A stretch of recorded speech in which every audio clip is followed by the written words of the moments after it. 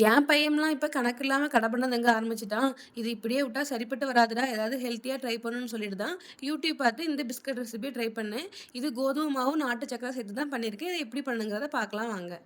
ஒரு பாத்திரத்துல 1/4 கப் அளவு பட்டர் சேர்த்துக்கோங்க. பட்டர் வந்து ரூம் டெம்பரேச்சர்ல இருக்கணும்.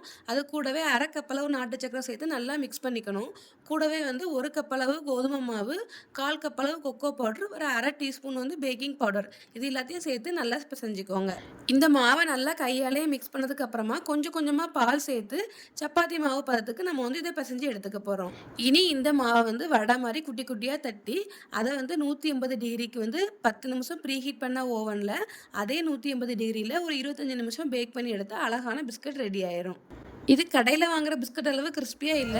ஆனா YouTubeல வீடியோ பார்க்கும்போது அவங்களுக்கு கிரிஸ்பியா வந்திருந்து. எனக்கு வந்து கிரிஸ்பியா வரல. ஆனா வந்து சாப்பிடுறதுக்கு டேஸ்ட் ரொம்ப நல்லா இருந்துச்சு. என் பையனும் ரொம்ப விரும்பி சாப்பிட்டான் இந்த பிஸ்கட்ட.